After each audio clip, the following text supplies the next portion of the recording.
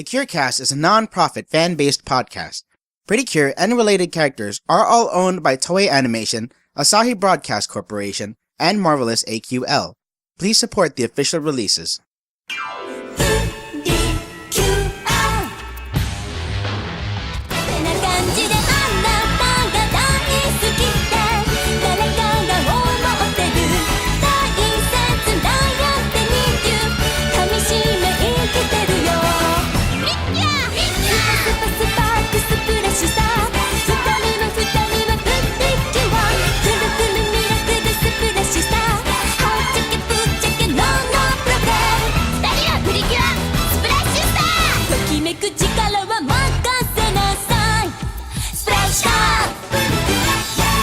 Okay, so, welcome to another exciting episode of the CureCast, where the voice is the cure, and the cure is... Wait, this just in. Apparently our voices aren't actually pretty. Right, Leo? Oh my god. What? That is... I reject... Objection! Objection! Everybody's voice is pretty. I have little confidence in my voice, so I'm gonna have to say no, not everyone's voice is, pretty. Well, you know what? I'm gonna step up as the pink, pretty cure and say, no, you're wrong! Your voice is very pretty! Okay, let's get on with the show. This may or may not be a message from the afterlife, but I'm your host, CureCon, aka Kyle. And with me, I have the girl who thinks everyone has a lovely voice, Leo. Together, we are SplashCast. Hi, guys! Yeah, hi! So if this is your first SplashCast episode, then I'm gonna explain quickly what happens here and everything. So each episode we have some super special guest stars who join us, and today we actually have 3 guests who are all super excited to talk about Precure with us. So our first guest is known to work with CureCom, and stuff like that, blah blah blah. He's basically in Fansubbing. Introducing Precure Junkie. Hello. I'm sorry. Blah blah blah. Really? I'm sorry, I lost my train of thought. So our next guest is actually one of our apprentice hosts who's learning the ropes. So give it up for Double. Say hi, Double. Domo! Hi, Double! And finally, our last guest did reverse subbing for Yes Precure 5 Go Go, starting with the finale and subbing backwards to catch up to Do Re Mi subs. Here's Anthony, aka Geki Knight, who releases the subs under the name Milky Dreamer. Hi! Are you having problems speaking, Kyle? Yes, I am. I don't know why. I'm getting tongue-tied and everything. It's a...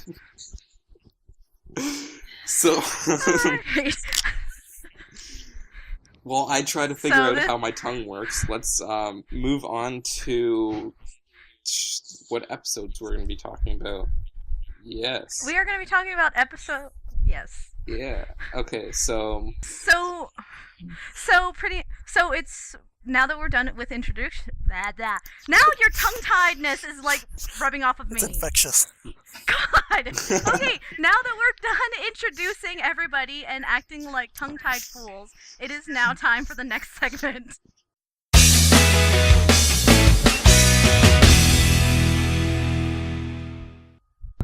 Okay, we're gonna be talking about 2 different episodes today of Doki Doki Precure. We're gonna be talking about episodes 25 and 26.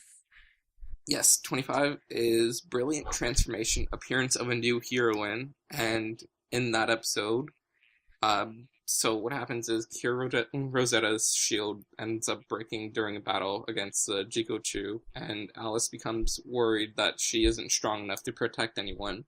So she goes off and decides to train herself to become stronger. Meanwhile, Sebastian, her butler, is secretly developing an artificial commune that will allow anyone to transform into a superhero. And unfortunately, after a mix-up, Marmo ends up obtaining the artificial commune and uses it to transform into a heroine, named Cutie Madam. Sebastian desperately tries to get the commune back without telling Alice, and eventually Alice does find out and resolves to help Sebastian because he's been protecting her all her life, so she feels it's time for her to step up and do the same for him. This revelation causes Cure Rosetta to power up, allowing her Rosetta reflection to not only block an attack, but finally she gets to reflect it back at her opponents. And in the end, the artificial commune is destroyed. So why don't we begin with hearing everyone's thoughts on what's supposed to be an Alice-centric episode, but ends up focusing more on Sebastian. Yeah, anyone have any thoughts? Oh, okay, well, you know what?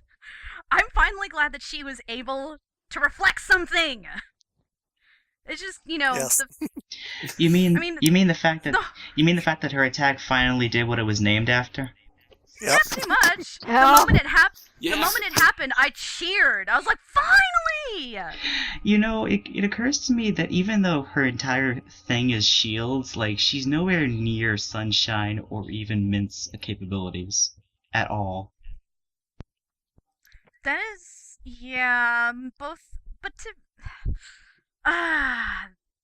Rosetta is like the baby when it comes to being a protection type cure. Actually, did Sunshine shields ever break? I don't remember. Yes. It did a few times, but only because I think they were fighting against either Dark Precure. Dark Freakier or spoilers Kopei-sama. Mhm. Well, I'm trying to remember if it actually did during that battle. It might not have, but either way, yeah. Sunshine's shield doesn't really break often unless they're fighting against Dark Freakier. yeah. Because Although the highlight of this particular episode was the fact that, well, Sebastian turned into Cure Batman. I'm glad someone else mentioned it. don't worry, if someone hadn't mentioned it, I would have. It's But- too bad we didn't get to see too much of Of Cure course, Batman. of course, Sorry, go ahead. Of course, it was only very brief. Yeah, it was very brief, during that because whole Toei testing. loves to do that. Toei loves to do that. They put something cool in the preview, but it only lasts for 5 seconds in the actual episode. Oh, yeah. It was really funny that he tried acting like a cure, and he's like, I'm too old for this. I thought it was an episode that focused a lot more on Sebastian than it did Alice, and I was really hoping Alice would get an episode. It's really true that, he tries so hard to protect Rosetta tries to protect Alice, and he's still really, really, really badass. Not gonna lie. So The fact that what you're saying is he's one hell of a butler. he's always been one hell of a butler. Just everything that Sebastian has ever done in this whole entire series, you never want to mess with him. You never want to mess with Sebastian. He's up there with Kaoruko from Heartcatch. He's up there with Kaoru-chan from Fresh. He's just pretty a very reliable butler.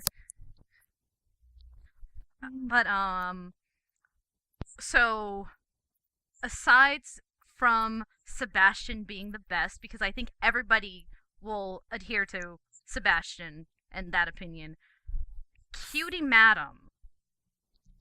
Well, most people seemed to expect that she'd be in it for more than just a single episode. But, was it better for her to just be there in once, or would you have liked to see Cutie Madam make some reappearances? Well, the story arc, the way it's been going so far, seems to be kind of implying that Mamo and Ira are both going to be turning good at some point. And so maybe she'll be back. Oh. But the thing is that it was the It's the artificial commune that made her that way, yeah. Yeah, but that sort of thing can be remade. It makes me wonder why there wasn't a prototype of it to begin with. Or was that the That was the prototype, I think, yeah. Okay, because, I mean, considering that was just one, I figured that he would have made a second one just in case. Sebastian is a little bit more reliable than that, so just having one just made me go, that's it? Mm-hmm. But... So, Kyle, what do you think about Cutie Madam? She was okay, in my opinion. Like, Just okay? I don't know, she was funny. I found her funny, especially when she ended up attacking the whole superhero show at the amusement park. And she took out the hero as well. She made all of the little itty bitty girls, or not girls, all the little itty bitty children cry. That's so terrible. She didn't know what she was doing. She just wanted to be the star. Yeah, well, her motives for being a hero were kind of skewed. A lot skewed. Very skewed. She wanted attention.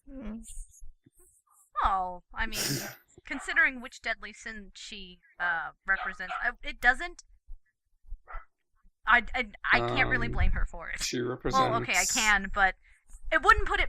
It doesn't put it past me that She's greedy, so she wants all. She's greedy for attention. Yeah, pretty much. Okay. So, episode 25. We've talked about Sebastian. We've talked about Cutie Madam and her very short glory in this episode. Let's just actually talk about Alice herself and her growth, or like her realization in this episode. What did you guys think? Well, I kind of like how Alice realized that she wants to protect everybody and not just her friends, just all the people who are precious to her, and all the other people as well.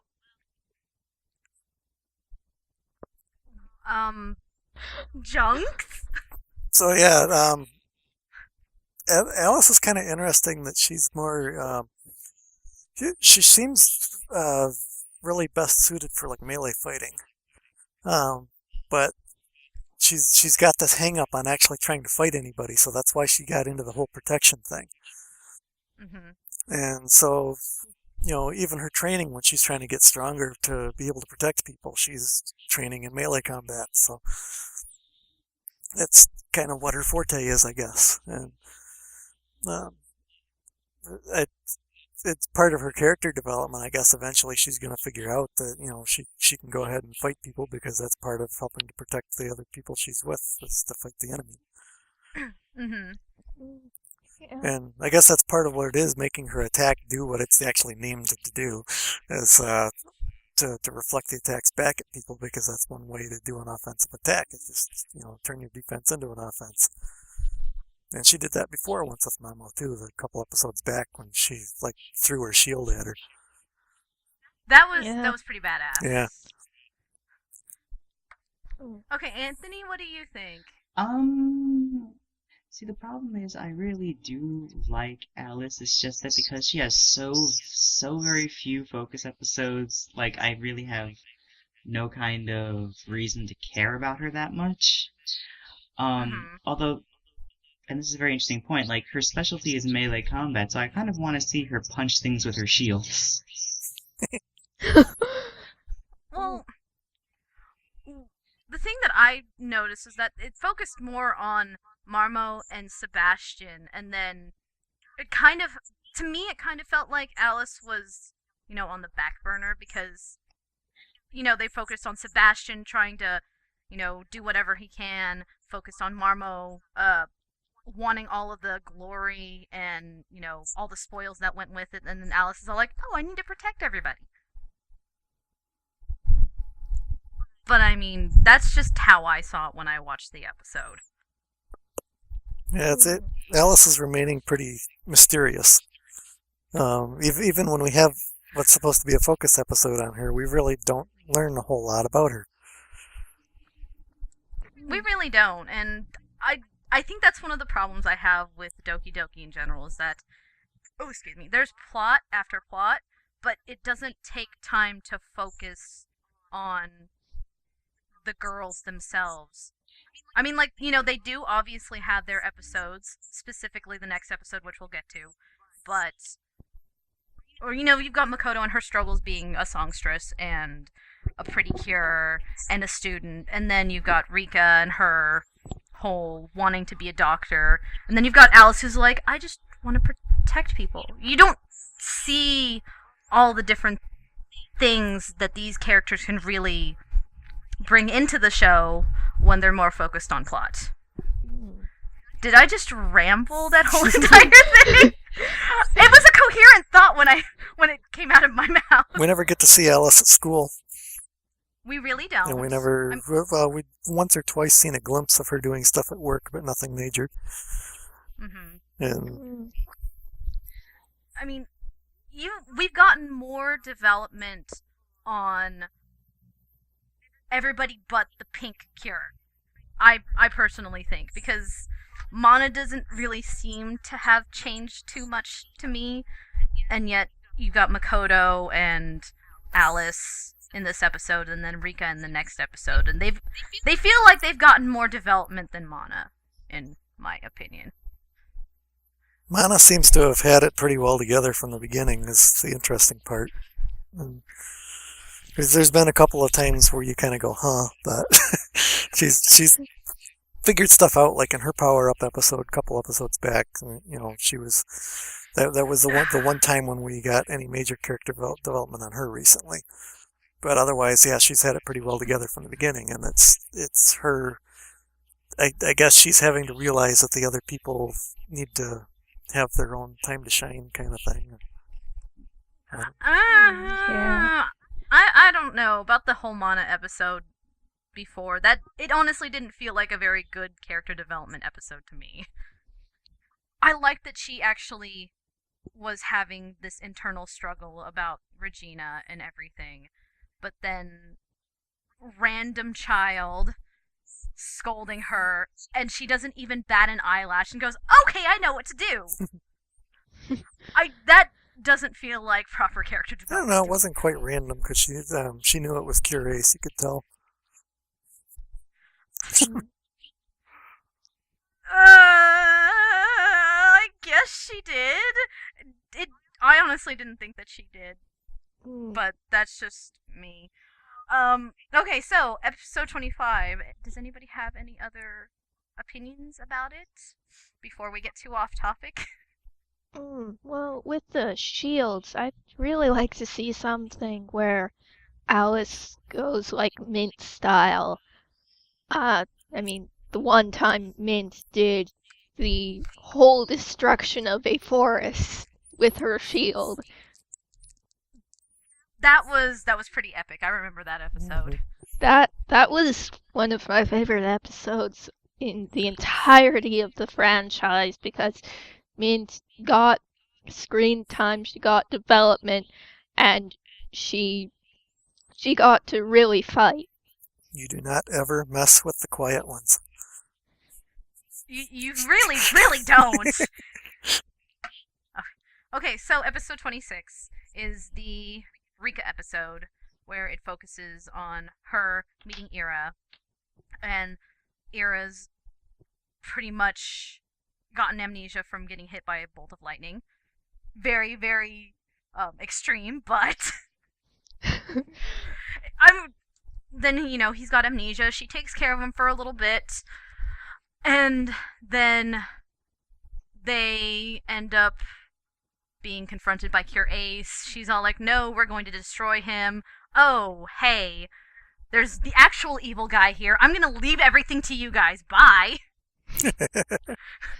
And then Ira gets his, you know, his memories back, and then the episode ends on a very bittersweet note. How did you all feel about the episode as a whole? Yes! Yes! Yes! Wow. It's the culmination of the foreshadowing we got in episode 3. Yeah, and all the fan art since then. There's something like 300 now? I might Pixiv be... just exploded. I mean, like, people have already been shipping them for a while. This episode did not help. Yeah, episode 3 is what started them shipping it, because Ira was, having trouble fighting Cure Diamond and came back from that, and Mamo said, well, what's your problem? Did you fall in love? And so that's what set off all the fan artists. Yeah. But yeah, I mean, And that was totally foreshadowing for this episode.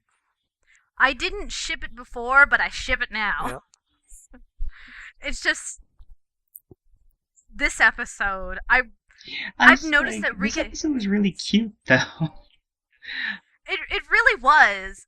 Seeing like the evil general, like any of the evil generals, actually having a real, genuine smile on their face. Not like I'm going to beat the crap out of you, but I'm really happy. It just made me go, what? They have other emotions other than what they're supposed to represent? Mind blown. Yeah, that's one of the things I wanted to say, is that, Ira is not really angry at all. He is, in fact, the exact opposite, so they're probably building up to something where they were like old Trump Kingdom residents or something like that, as they've been doing. And I yeah. was actually coming to that conclusion too, because it was very strange that once he lost his memories, he was actually a normal person. Because you would think that if he were just the actual embodiment, okay, I know he's not the actual embodiment, but if he was supposed to represent the deadly sin that he was supposed to be, then he would still be like that even after losing his memories. Yeah. Finding any excuse to get angry at people because he represents wrath is what you would expect. Yep. Yeah. Exactly, but he was very calm, he was very polite, he was a very happy little boy. I'm honestly waiting to see what they're going to do with that, and I'm assuming it's going to be fabulous, but it's just I hate build-up, I want to know! Although, like, I like that, like, Ira, he was helping the Curers, but he was also saying, no, I will defeat them. Like, that's a really cliche thing to say when you don't want to say that you want to help them. Like, you can tell that he's going to turn good eventually. Yeah, he's going to do the turnkey thing, and I want to know when he's going to do it, but at the same time, I want to see how he develops to get to that point. Normally I would say early 40s, but the way Doki Doki is going, I wouldn't place any bets on when. Yeah, it's pretty much just a matter of how long they're going to wait before they do more plot. Every time Doki gives us something that we think is going to be the overarching plot for the season, and we'll have to wait till the end of the season to figure it out, all of a sudden they tell us about it 2 or 3 episodes later, and then there's some new major thing going on. So that's kind of an exciting thing for Pretty Cure, because they haven't done that pretty much before.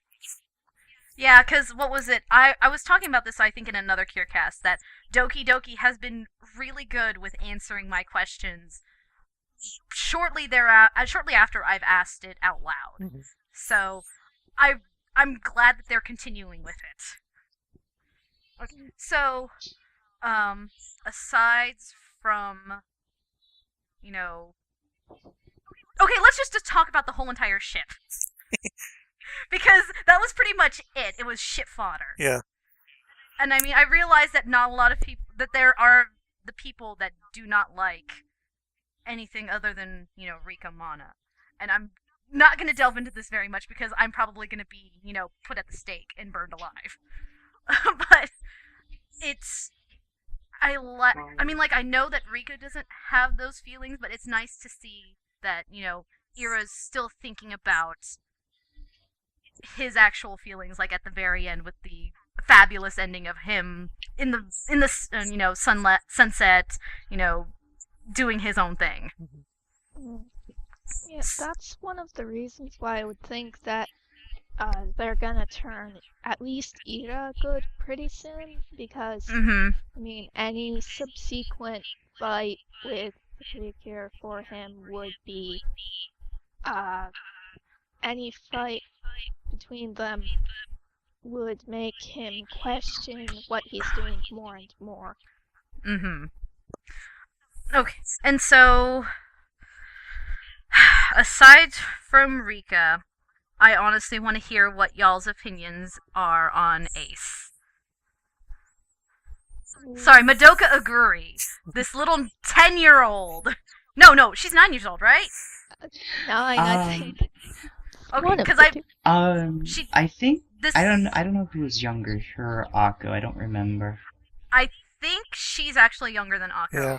if I remember I correctly. think so too. But, I want to hear everybody's opinions on Cure Ace and how she's been depicted in the series thus far. See, One interesting thing that I've noticed with her is that other than the hair and eye color, she looks almost identical to Regina. She's got her hair tied up, you let it down and turn it blonde, and it looks just like Regina. But when she turns into Cure Ace, her Cure Ace form looks just like Marie Angie. Mm-hmm. And that poses a lot of questions about who she really is. Or who Regina and Ace are, or who Regina and Angie are, I mean. Mm-hmm. Double? Well, since with those three, everyone was thinking it's gotta be either Maria Anju or Regina, and then much later it was thought that maybe, just maybe, we'll have brand new person for the identity of Curace, but there's still some sort of relation to them, even though Regina and Marie Anju were turned out to be red herrings. They really were, weren't they? Toy just likes trolling everybody. We'll just leave it at that. Yeah, so if there isn't a relation between them now, between those three, then that would just be ruining some of the foreshadowing they've set up. Anthony, what do you think about Curious? The funny thing about Curace is that when she was first revealed in scans, everyone was so sure it was going to be Regina or Mariange, but for some reason the face really didn't match Regina, so I did not think that she was going to be Regina for some strange reason. You're not the only one that didn't think that she was going to be Regina. I mean, the character designs for Pretty Cure in general, you can pretty much tell who they're supposed to be once you see the actual Cure. I mean, yeah, that's pretty much it. But I was not, I don't think anyone was expecting a brand new character, though. But, yeah, I do like Curace. I'm not really sold on Augury yet. But, although one interesting thing about Curace is that I love the fact that her lipstick changes color depending on which cure she's using it with. Mm-hmm. Although the blue color really does not suit her at all. Well, considering her motif completely is like red and gold and white, it's kind of awkward to have a whole bunch of warm colors and then a cool color. Yeah, you really don't notice that when it's red, pink, and even purple and yellow. You don't notice it, but the blue is just But aside from that, I really actually want to learn more about Curace, which is probably what this next episode is going to be about. It is. You get to learn about more about her personal life rather than just her being like Tuxedo Common, showing up and then leaving. And even throwing down a rose, but it isn't a whole rose, it's just petals. It's just the petals. I'm just all okay, my opinion on Ace. I actually really adore Ace. She's a word that starts with a B and ends with a itch. But I I really, really find that endearing about her. I know a good chunk of the opinions on her is she's a terrible person, we don't like her, GTFO, but I really, really like her as a character. I like that her motif is pretty much a phoenix. Gugumiya Rie is the perfect person to play her. Let's put it that way. I also noticed that she does change her voice depending on, if she's Madoka, if she's Aguri, if she's Cure Ace. I can tell that there's a big difference between the pitches in her voice depending on which role she has to play. Yeah, at least the vocal cords develop along with the body. I mean, if they didn't, that'd be even weirder. I also like... This might be just me thinking way too much into this, but I noticed that she has 7 hearts in her eyes when she's transforming. So I'm kind of curious to know if that was just a design choice or if that was if it actually means something. It's a reflection of the lights around the mirror. Is it really? Yep. Oh, well, that makes a little more sense, thank you! The more you know. Yeah. And the sad part is you really can't use merchandise to predict what's going to happen on the show, only because, I believe, at least during Smile, the Smile Pact had 7 lights, and everyone thought they were going to have 7 cures altogether, but that didn't happen, so... Well, Okay, so, randomly, was Sunny supposed to be red or was she supposed to be orange? I think orange, because she doesn't really fit red. But, I mean, her cure decor was red, but she looks more orange, so I always wondered. Because I'm currently looking at my Smile Pact right now, so... She was a reddish orange. Yeah. That doesn't help at all! But... yeah, I just kind of wondered if it was me thinking way too much into it, or the design choice with the whole 7 hearts in her eyes.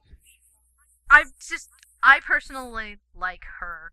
I want to see more of her. I want to see her do more than exposition and then leaving. Because I'm sure she's going to do more than just, talking about those 5 oaths, and then... helping out a little bit, going, hey, here, you can use your new powers. I've got them completely under wraps. mm. And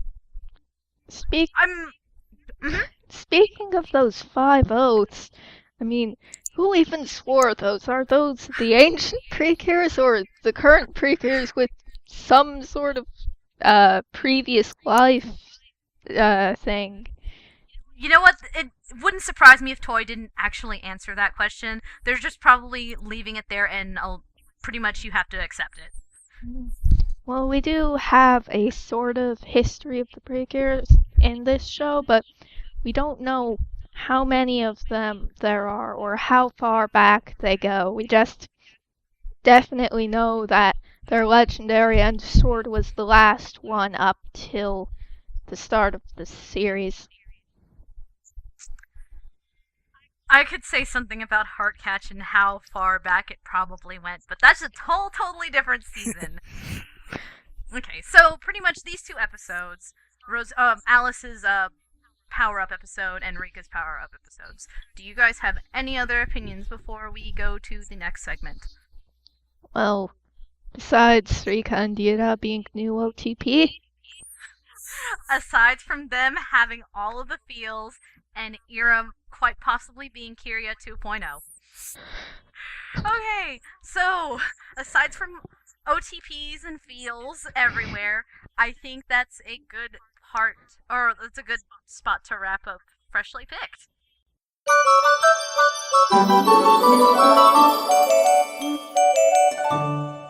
Alright, this is the Open My Heart Corner, the segment where we talk about things that go on in the community.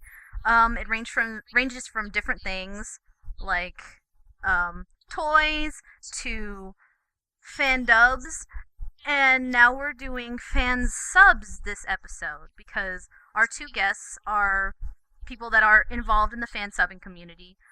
Pre-Cure Junkie is you're the head of CureCom pretty much, right? Kinda, sorta.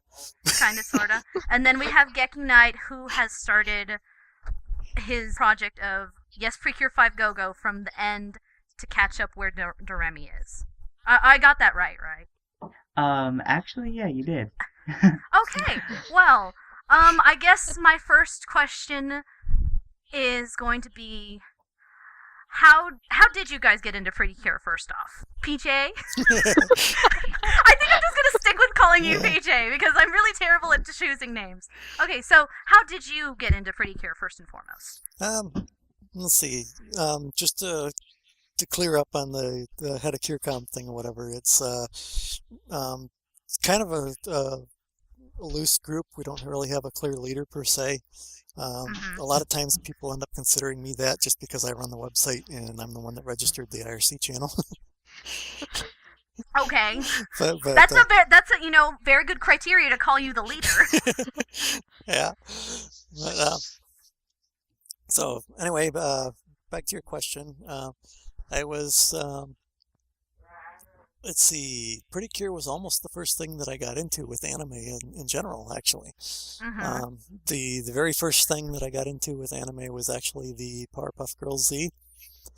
Oh my god, I love Powerpuff Girls Z!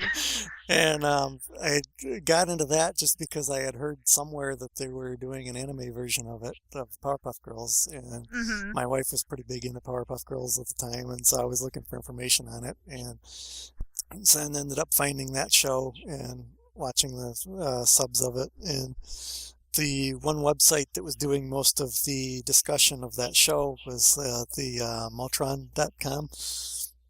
And he put a thing on there about Yes Pretty Cure 5 coming up when they announced that season. And I'm like, oh, that looks pretty intriguing, and ended up looking into it and found out about all the other Pretty Cure series that came before it, and I ended up tracking down the subs for the previous seasons, and say it was November when it got announced, and by the time it started in February, I had marathoned my way through the Futariwa and Max Heart and the parts of Splash Star that had actually been subbed yet at that point. Oh, okay. So pretty much before you got into the more recent or the recent season at the time, you caught up with everything so that you knew what you were getting into. Yeah. Okay. Anthony, what about you? How did you get into Precure? It's actually pretty interesting in that, like, I've always had a fascination with Precure, but like I could never get past like the first 2 episodes of Futariwa for some strange reason.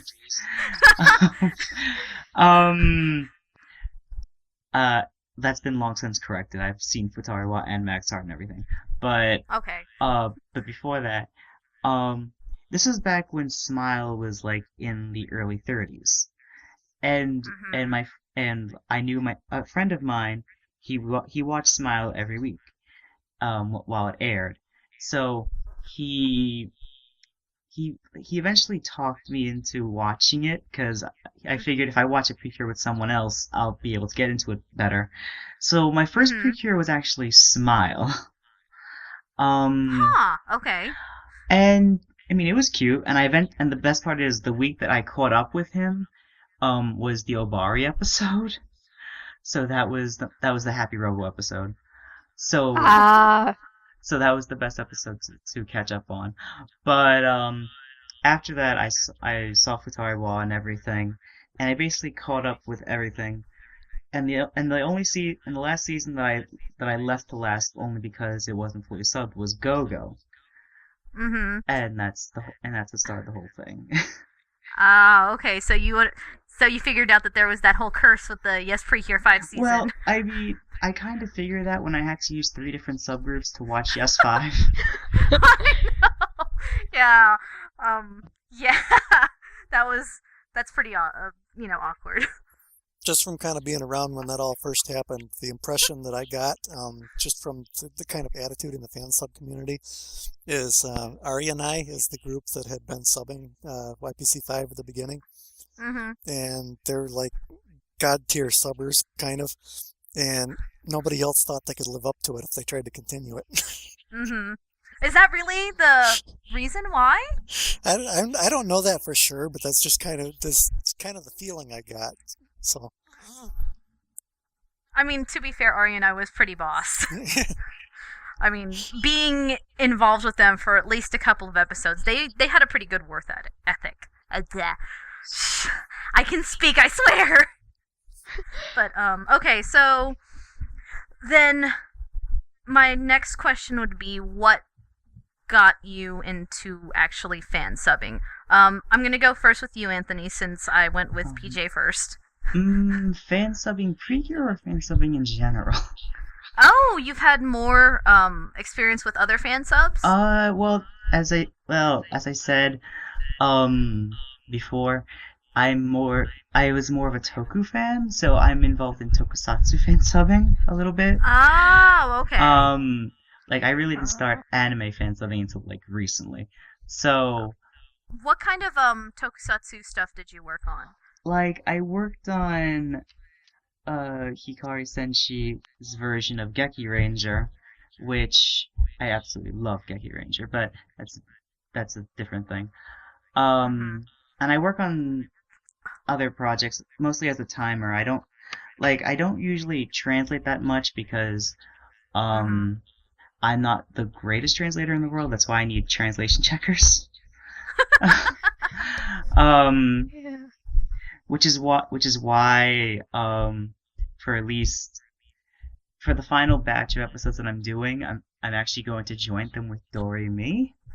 So that batch will eventually come whenever I finally finish the last episode I have to do in my batch, and then we'll be done completely. But Okay. so that's coming eventually soon. Okay. So, like, how long have you been working as a timer for different subs? That's a very good question. Let's see. I started as a timer 2 years ago. Oh, okay. I don't like I've timed for various scripts. I just don't remember exactly what my first project was, but it was somewhere in the Toku community. Okay, so PJ, how did you get into the whole subbing thing? Well, when Redcoon started up the project doing Fresh Pretty Cure on LiveJournal, just he was a busy guy and had seemed to be having trouble trying to keep up with it a little bit at first, and just was excited to see somebody subbing Pretty Cure again, because that was at the point, we were just coming off of Yes Pretty Cure 5, and we all know what happened to that. And so, it was exciting to see somebody actually subtitling Pretty Cure again. Stuff happened with the subbing in Yes Pretty Cure? What? Okay, so pretty much you were helping out Redcoon. I actually did want to get Redcoon in on this because I wanted you guys to have a reunion of sorts, but it was not meant to be.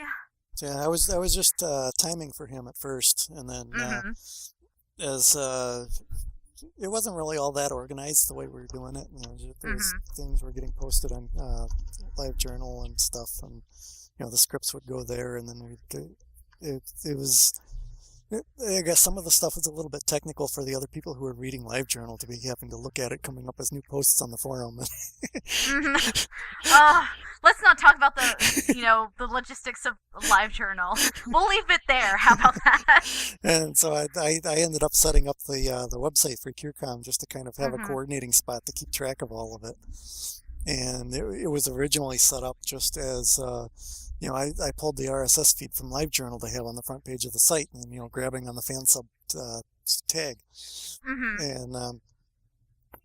and it was still, everything was based on LiveJournal. We were just using the site as a base for posting the download links and keeping them together, since they would disappear forever if you didn't catch them on LiveJournal. Yeah, because people just didn't want to use tags on LiveJournal. But that's a whole other monster that I really don't want to get into. And then that kind of evolved over time as Redcoon started having computer problems and got busy with life and stuff. And yeah, because life does that thing where it wants to be, yeah, important. The only thing in your life. So I kind of ended up taking over editing for him after he got busy, and then we had our little game of roulette with the translators for a while. And Like, how many people do you have at CureCom that help out with it? I know you said you have, like, it's not a It's set amount of people, but yeah, roughly. it's a the team we have working on Doki Doki right now is actually like a full fan sub team, like you'd expect from the big groups. We have 3 translators that interchange with the translating and translation check, and Okay. we've got we have a timer and a person that's just goes and gets the raws for us every week, and got a typesetter, which is actually that's what I'm doing for Doki Doki, is mainly the typesetting.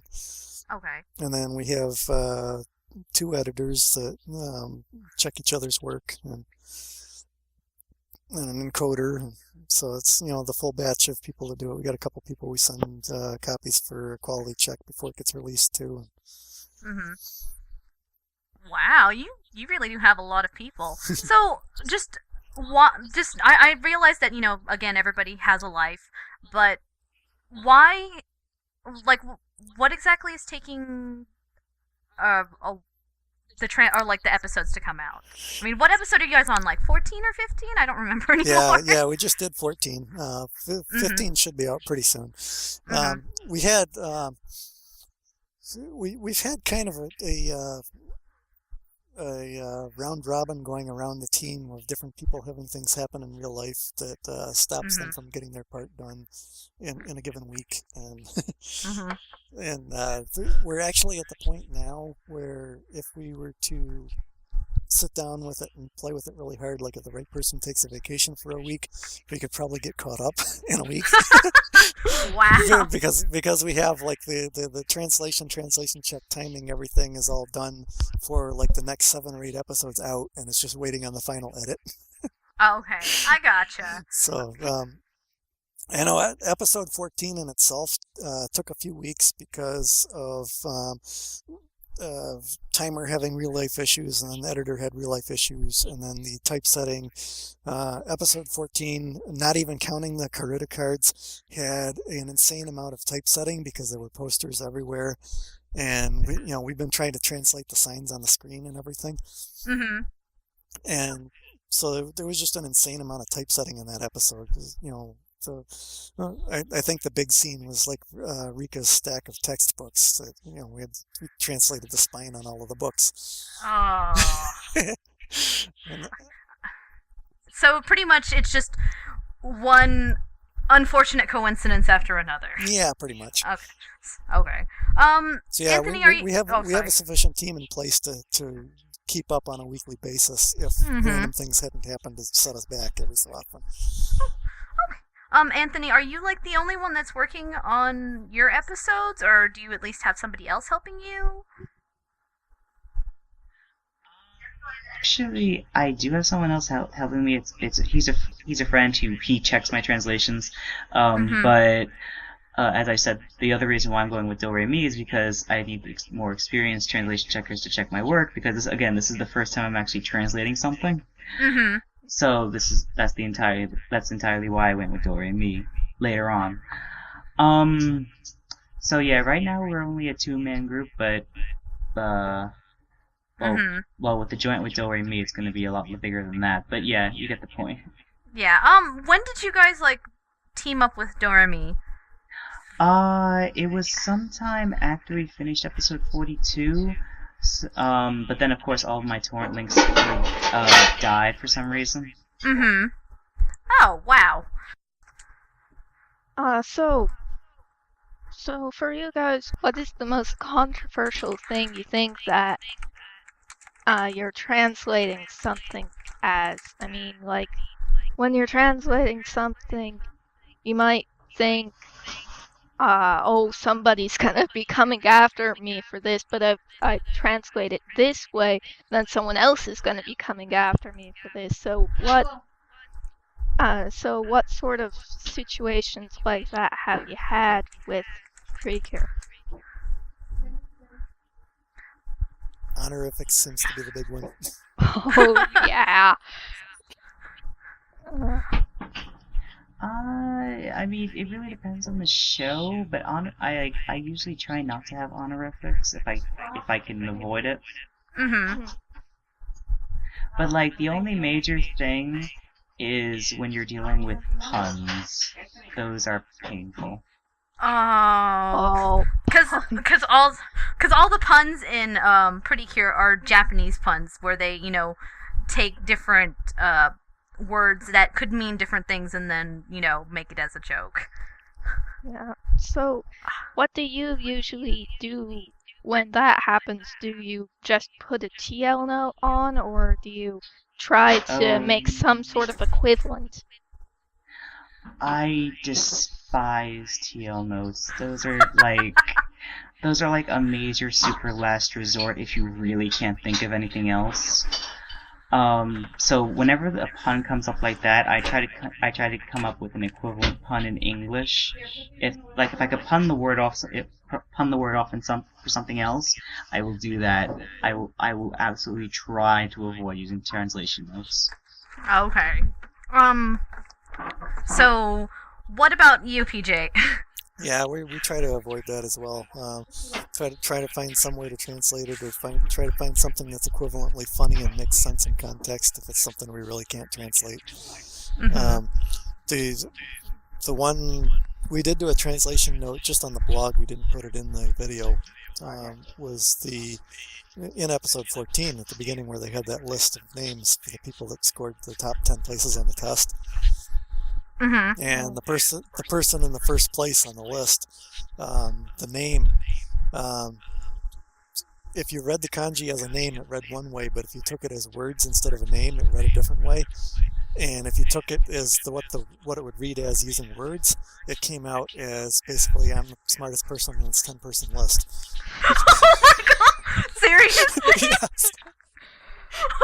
Wow! See, that's the problem. Toei just loves its puns. Toy, you trolls! I mean, You massive trolls, you! I actually didn't know that. Oh my. so some animator was just having fun with that, it seems. I would like to think that the animators at Toy have a lot of fun with adding little things in the background. Like, obviously that. And wow. I wonder what they do with quality, though. Do they, like the quality, do they try to make the stuff in the background as funny as possible if they can pass it off as quality? Because sometimes that stuff is just...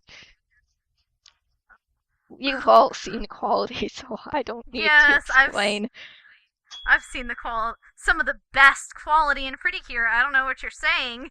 Is the people with the dot eyes, those soulless eyes. Hey, so since Kyle is not able to be with us, I guess he really was talking to us from the afterlife. But what has been the most difficult episode for you guys to translate, aside from all the puns and having to translate words that are on posters in the background? PJ. Because I know I don't you know how to answer that really offhand because I don't do the translating. Mm-hmm. Well, okay, some of the episodes that you've seen translated, I guess. Well, Mike. Well, I just reading Kyle's questions here. Since I do the typesetting, the episode 14 was definitely the most fun to typeset so far. Oh my. I mean, like, there's. Go ahead, Double. Is that like a sarcastic fun, or is that just it was occupying so much of your time that it became fun? No, there was actually fun because it was a challenge to get all of it in, and I like a good challenge. It was fun to try and figure out how to make the stuff work. I mean, there were a lot of places where they had something on the screen, but then it was moving across the screen at the same time, so there's crazy things you have to do in the subtitling program to make it scroll across the screen and stay in sync with where it is on the screen and that kind of thing. Okay. Anthony, I know you said that you had other people helping translate, but what about you? Honestly, well, I do the original like rough draft translation. Mm-hmm. So, like, it.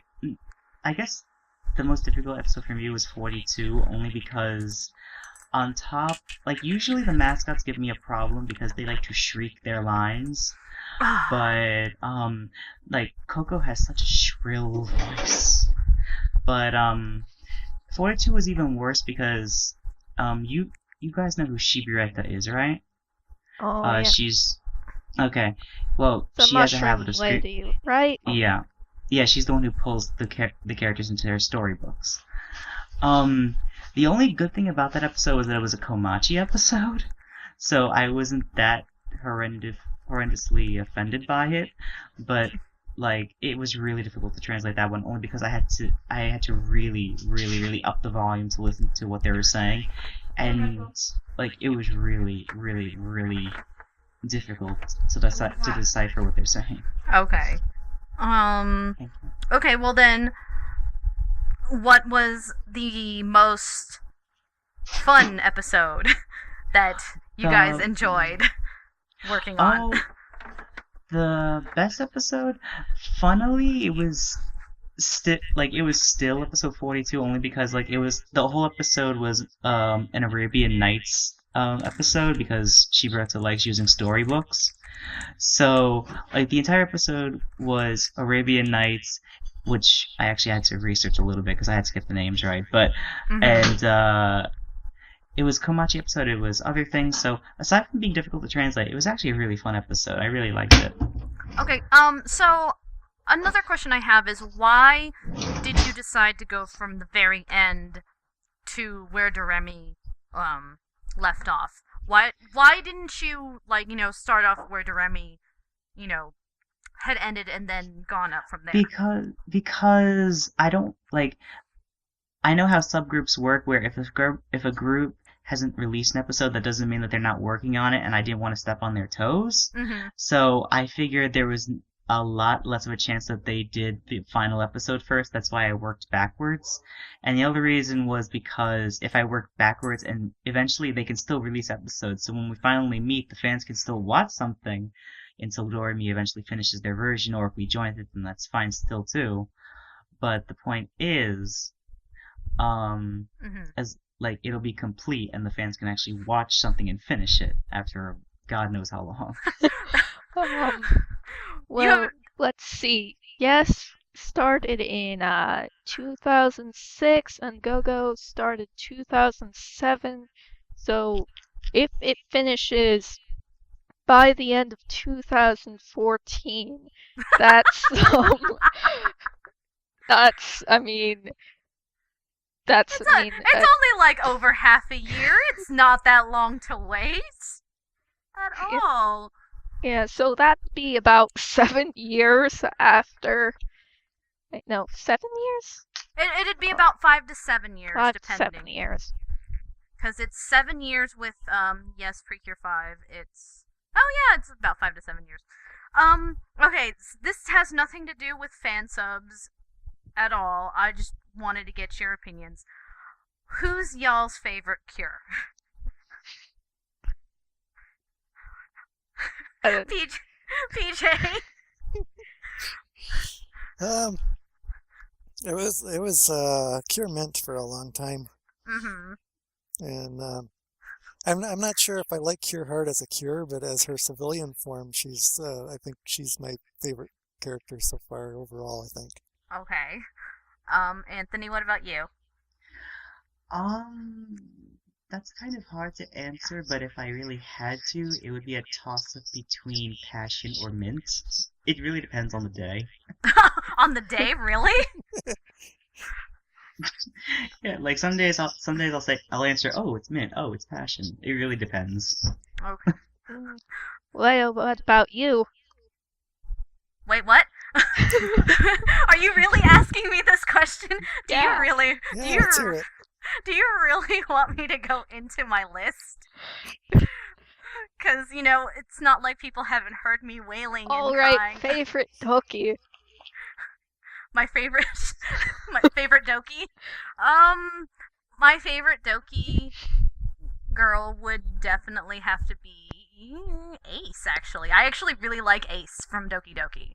I mean, I think Riga would probably be my second, and then Makoto and Alice fight for third and fourth.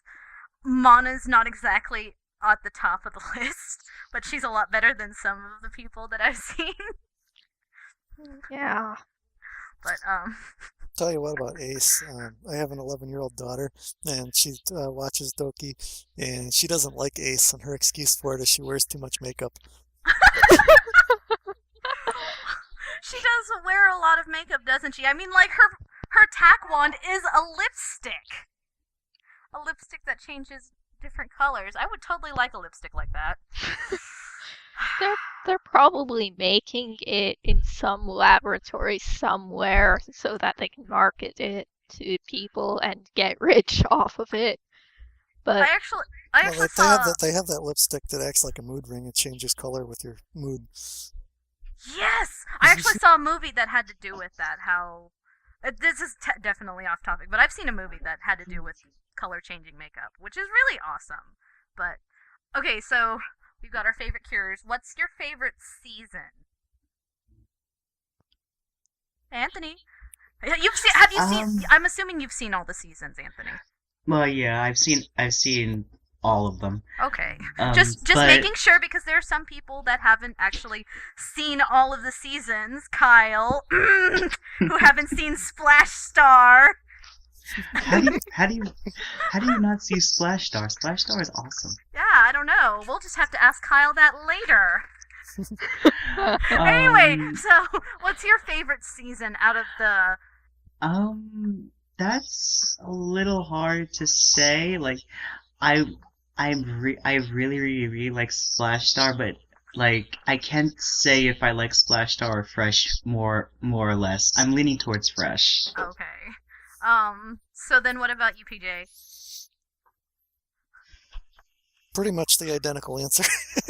Oh, wow. It used to be a no-brainer. It was Splash Star was my favorite, and then Fresh came along, and Fresh was actually really good. And Doki is right up there with it too so far for me. Wow, it's like everybody's seen Splash Star but Kyle. Double, you've seen Splash Star, right? Yep. Oh, Kyle. We love you from the afterlife, Kyle. But, I would go into my favorite season, but we would be here all day, and then there would be a lot of, crying and sobbing in all of its fangirling glory. So we're not gonna go there. Double, do you have any other questions?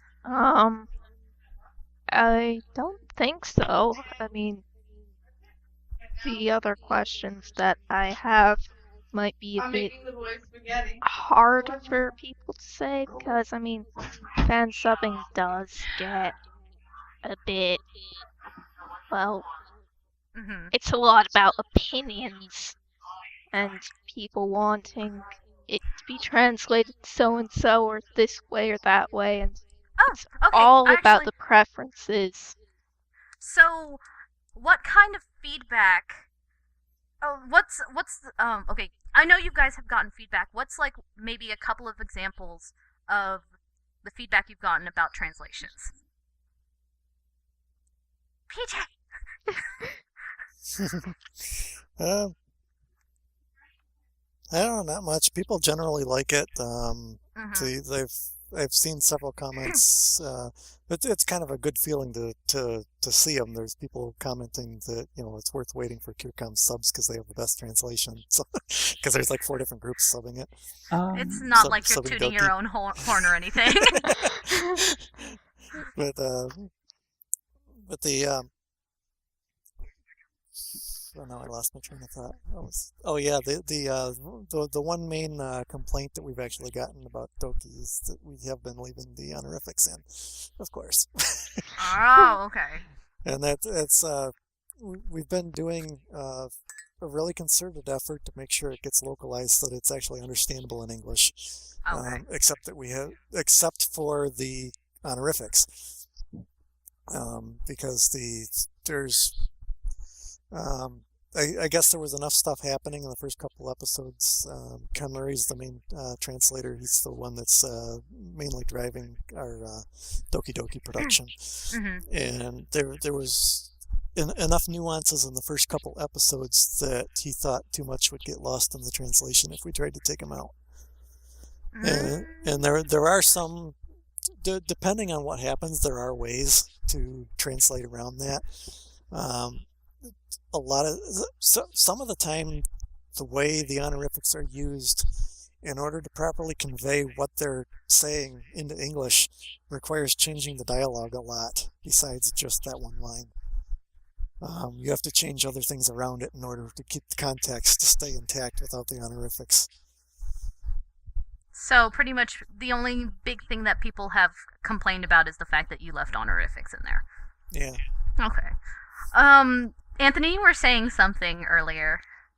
Well, honestly, people haven't really complained that much. Probably because, like, no one's really watched our stuff because they're still waiting for me or Doremi to bridge that gap. Mm-hmm.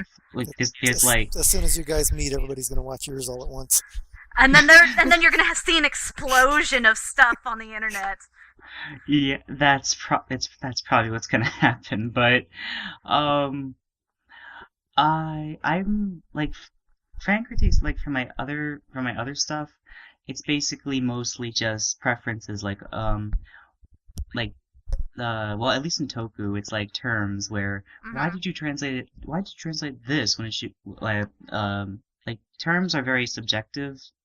Like, not like actual translation, like she said this, she said that, but actual like terms in the show that are made up. Like some people might not agree with you, and like I've seen a lot of that, and I've honestly gotten so used to it where if you have if someone presents a good argument, I'll say, okay, I concede. I'll make a V2 if I ever have the chance to. That's fine. But usually it's just people just complain and they don't back it up, and I just ignore it if that's the case. So pretty much people who just complain to complain, you ignore. But if people give you actual reasons why it should be changed, do you take it into consideration? Yeah. Like, for example, you guys know Batsuka from the chat, right? He looked over one of our episodes and he noticed that there were some either mistranslations or something, and I took note of that because that's really important. That's also one of the reasons why I went with Doremi is because I don't want specifically that to happen, because I could just say to leave it and just because I'm done with it, but I want to make sure that the translation is actually perfectly fine and serviceable. So that's another reason why I did that. Okay. Because I don't want a ruined translation running across the internet. Because that would just be terrible. Okay. Well, people complaining about translations certainly sounds like the Toku fandom. I mean, every single episode of every single series subbed by any fan group in the Toku fandom, there is going to be a million complaints. I don't know about the Toku fandom because I am not in it, but I will take your word for a double because you're in it. Yeah, I've seen way too many fan sub wars, and they're always depressing. Okay, so I guess before we end this segment, is there any for people that are actually thinking about joining the subbing community in some form or fashion, what kind of advice would you have for them? If I step back for a second before answering that about the translation stuff, the other thing is romanization of names is the other thing that everybody likes to complain about. Mm-hmm. Because a lot of times they won't tell us what it is, and we'll come up with something that makes sense based on what it sounds like the theme is that they're trying to use. And then all of a sudden they print the trading cards and it's got some other spelling of it on it. Kind of like Cheryl versus Shadowdoo? Yep. Okay. Honestly, I preferred Cheryl over Shadowdoo, but whatever. Because the Romaji that the kana that they're using to spell her name actually matches the French pronunciation of Charles. Ah. Which is a male name. It would be Charles, because the S would be silent, the way the French say it. And so that's what the kana looks like, is Charles, because that's the way the French would pronounce that. But of course, it's a female character, and everybody thinks Charles is a stupid name for a female. So that's why most of the groups have been going with some feminine form of Charles for the name, rather than actually directly translating what it looks like. And then they go out and just put the direct Romaji for the kana on the cards. Probably because they waited long enough to print the cards that everybody pointed out how stupid the name was by the time they got to that point. Well, back to my original question. What advice would you have for anybody that wants to get into the fan subbing, or anything that involves translating and stuff? Stuff. I think probably the easiest thing, maybe not easiest, but the most effective thing for kind of learning the ropes for how stuff works is to try to do timing. Because it's not something that particularly requires a lot of know-how to do, or specialty know-how anyway. It's basically learning how to use a computer program, and you listen to it and you graph out where on the timeline of the show the subtitles should start and end for where each line is spoken. And that's it's not a specialty thing like translating, or you don't necessarily have to know the language that well to do it, because you just where it sounds like the phrases are starting and ending is where you do it. And sometimes you might have the translation already to try and line it up with it, sometimes you won't, but it's not really a big deal either way, because you can do it either way. So your advice is to try timing and typesetting first. Well, not necessarily typesetting. That's a little bit more specialized. Okay, but timing is where you think people should start. Yeah, it's an easy thing to do. It takes a little bit of work to do it, and it's time consuming, but it's easy to learn, I guess, is what I would say. Okay. Anthony, what about you? Well, I mean, taking his advice, I did start as a timer, so that really does work. I mean, some people, it really depends. Like, timing takes a little bit of time to learn, basically, because it's a computer program, and you need to learn to work your way around it. And timing some episodes can be a bit strenuous, especially when you have multiple people talking over each other in a scene. But it really depends. Try timing with a script. Try pre-timing. It's really easy once you actually learn it. And then after you get the timing, then you could probably try and branch out to other things. So yeah. For groups that do quality control is a relatively easy thing to get into too. Gotta have a good ear for detail, and good understanding of English, assuming that's the target language for the subtitles. Okay, well, I think if that's everything you guys have to advise on, I think this is a good ending point for Open My Heart.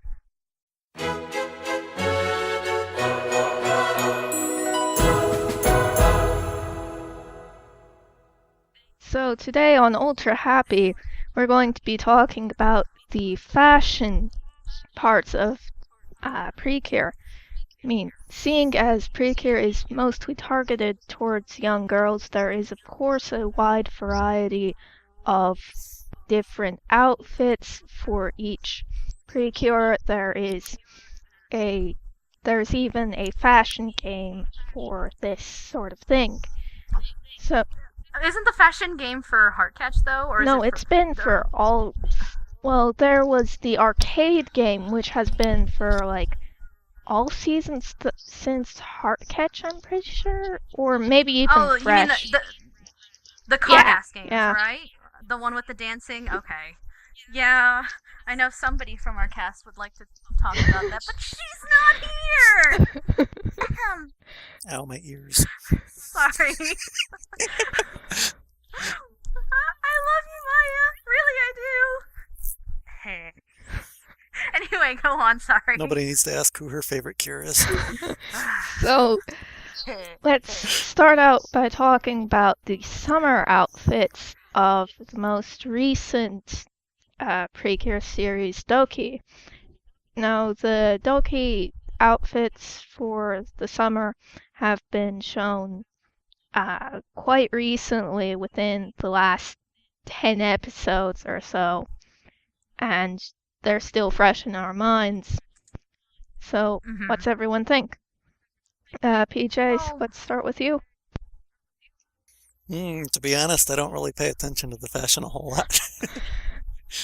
Well,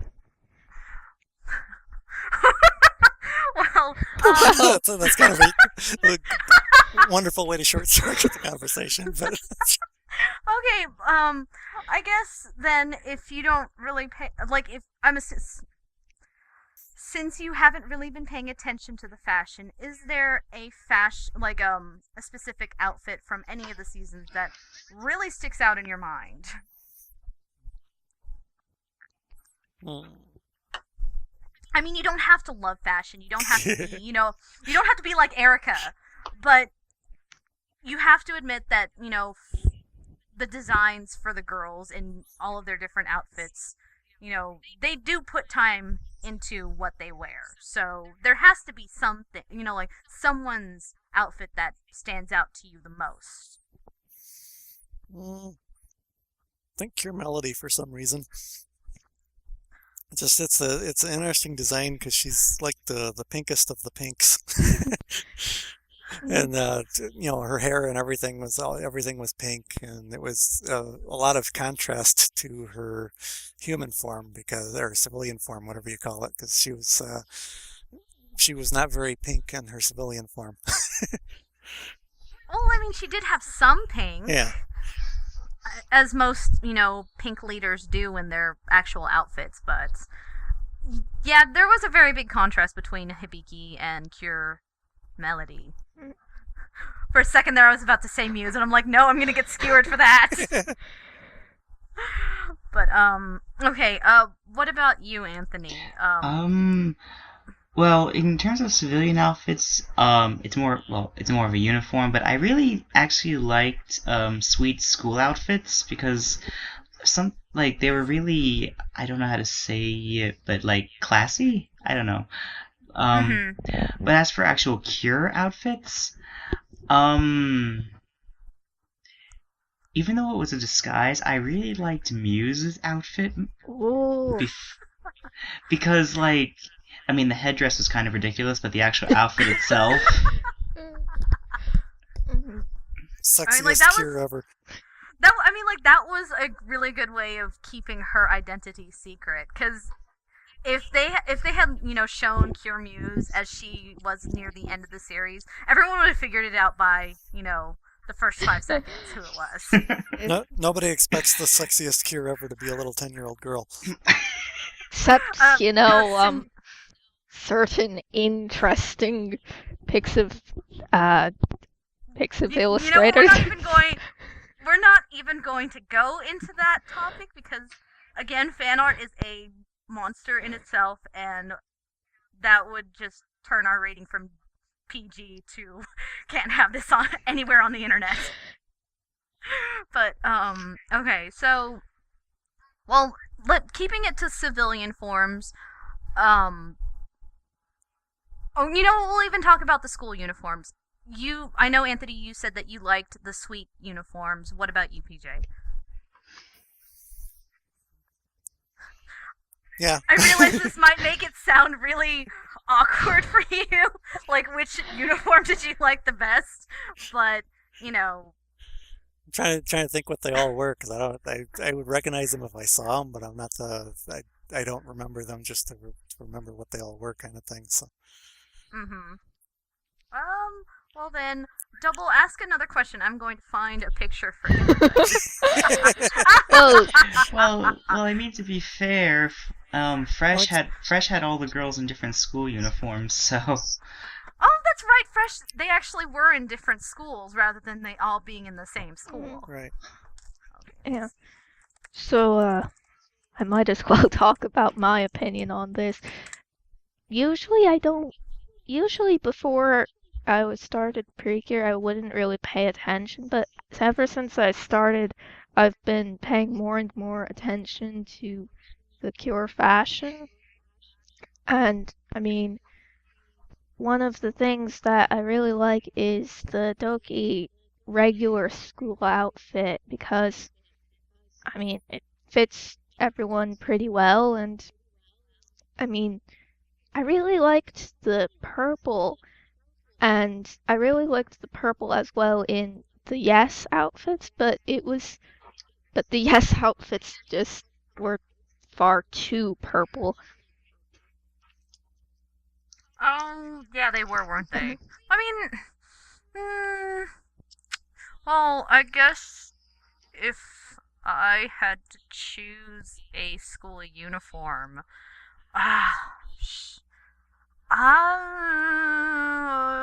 you know what? Pass me for a second. I'm still looking at the picture.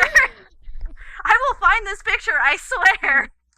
Well, other than that, I think that the number one for me would be Miki's school uniform, because, I mean, she's perfect. Well, that's what she strives for, to be perfect. And she is. Yay, Mikdan! Still looking. I will find it! There's a specific picture that I really love that has at least up until the Sweet Girls. And it's just, pretty much a roll call of all the girls in their school uniforms. So where are you? I actually had it as my wallpaper at one point. I will find it, I swear. But anyway, now that I've found the picture and given it to everybody, out of all of the school uniforms, I actually do like. God, it would probably have to be Love and Setsuna's uniform. I don't know. I like the pink. I mean, I've never been a big fan of pink. It's kind of a reddish, but yeah, I like that one too. Because I mean, I'm not very fond of the uniforms from Heartcatch, and Yuri's uniform is really generic when it comes to uniforms. But I would have to say the school that. Yeah, Love and Setsuna's is theirs and the Heartcatch one are the most simplistic of all of the uniforms from all of the seasons, and theirs, besides being simple, has a nice color scheme to it. I mean, I actually at one point did want to cosplay from Verone Academy because their outfits were really adorable, but I would have to go with Love and Setsuna's. I didn't mean to click that again. Okay, so, then, what would be, okay, out of all the girls, whose design do you not like?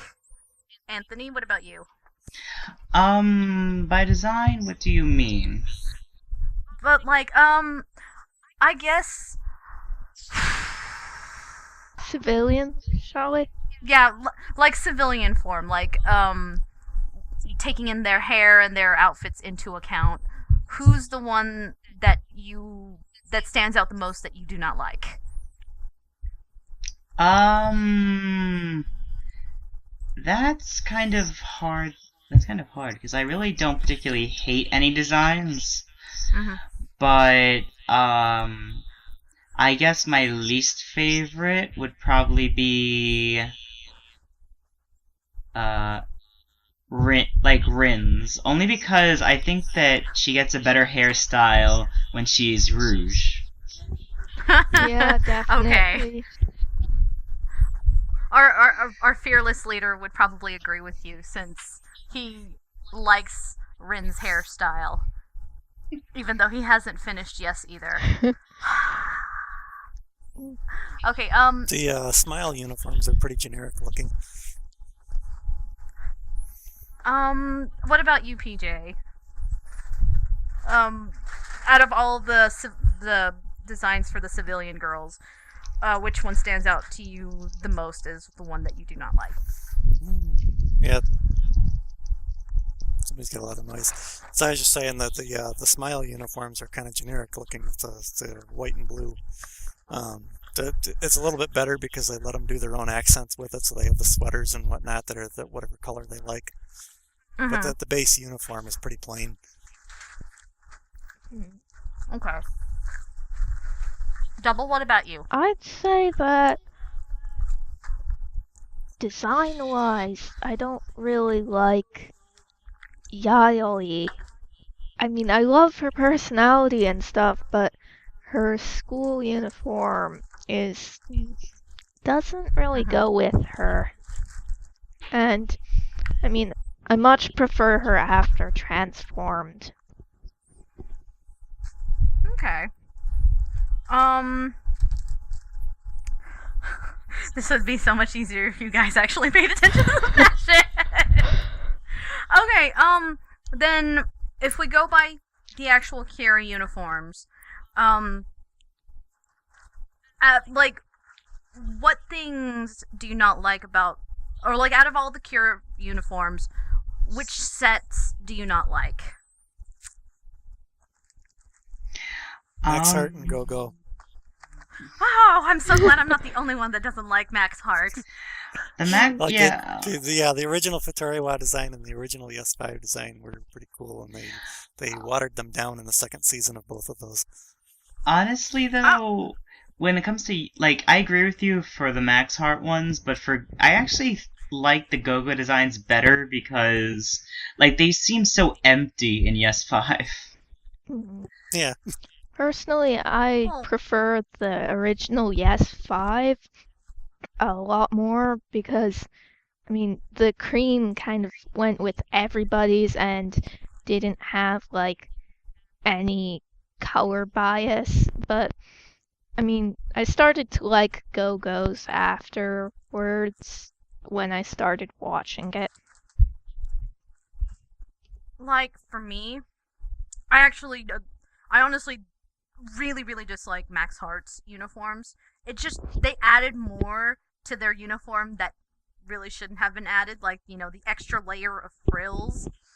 And I don't know, but, like, I preferred Go-Go's uniforms, if only because that was what I was subjected to first, because for a while I had actually stopped watching Pretty Cure because I had stuff going on in my life, and then I watched DX2, and that's how I managed to get, you know, introduced to the outfits for Fresh, and Yes Precure 5, and Splash Star, and then I had to relive those moments of Max Heart. Okay, but, so then, aside from, Double, you actually said which, uniforms you did not like, right? What, for the Cure or the school? For the Cure. Well, for the Cure uniforms, I'd say that the one that I least liked was the primary 3 and Fresh. You didn't like Fresh, really? I mean, they looked kind of clownish. Wow! I wasn't expecting that answer. Well, like, what about it seemed clownish?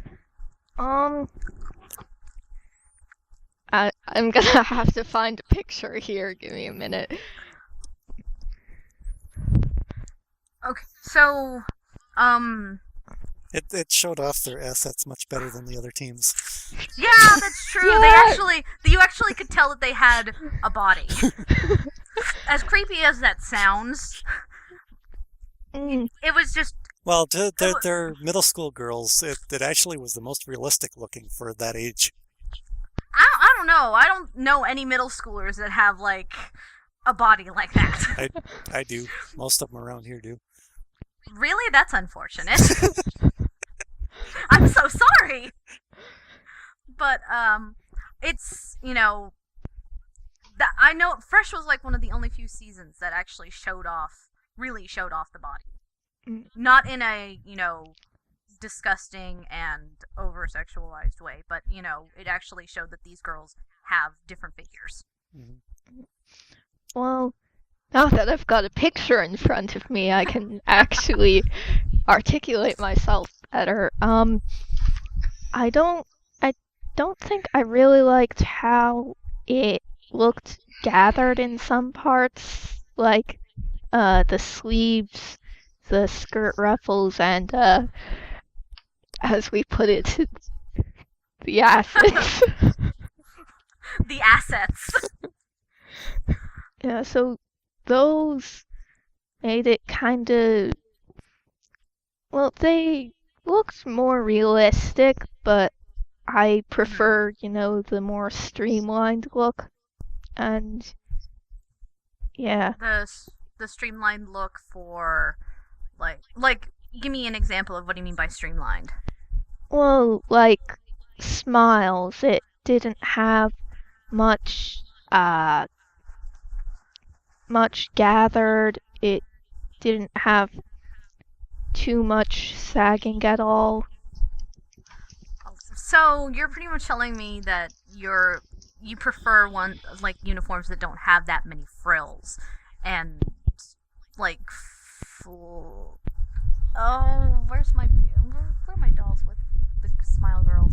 I mean, I can see where you're coming from with the whole there's a lot of frills and it gathers up in like specific places to be like for the design and everything, but like, how to put this without rambling too much? Because I guess compare it to Moonlight. I'm assuming you would prefer Moonlight's outfit rather than the Fresh Girls. Yes. Okay.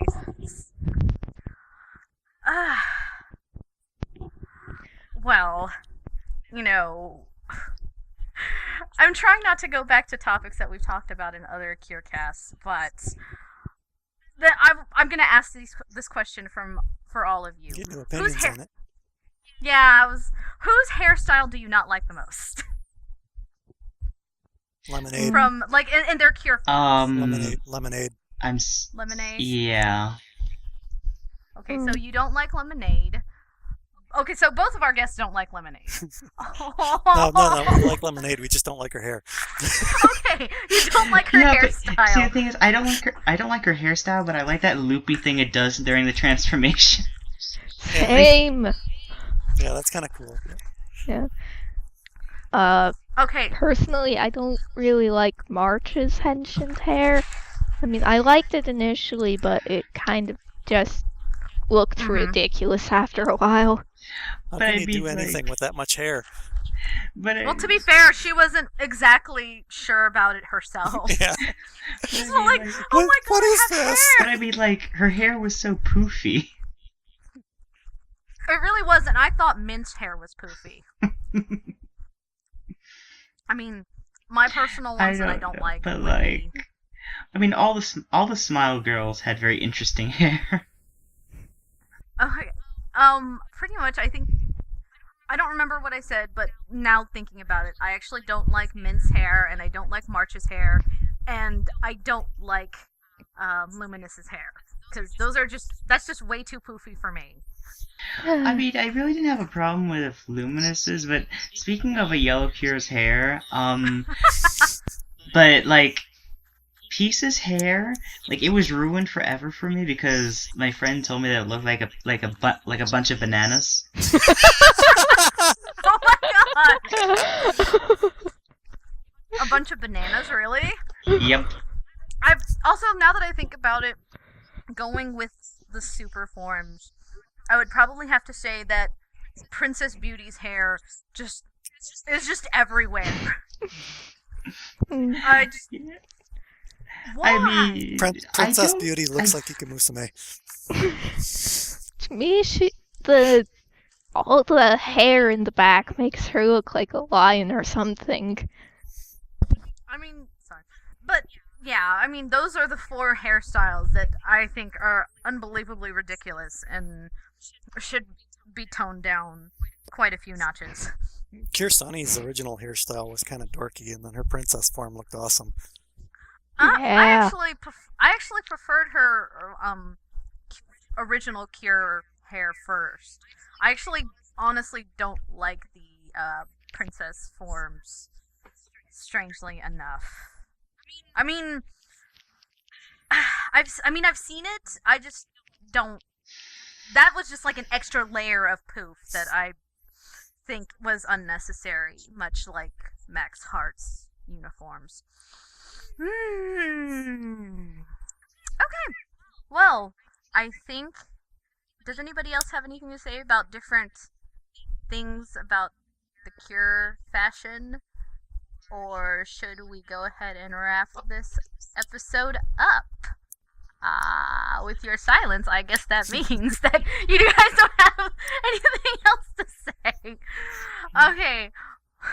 Well, I would like to thank everybody for, joining us today on this very eventful episode of the CureCast. Kira-kun unfortunately had way too many internet issues, and I had to take over. But I would like to thank Double for stepping in and helping me, co-host for today. And I also want to thank, our 2 guests, Precure Junkie and Geki Knight, for, just being here and having fun with us.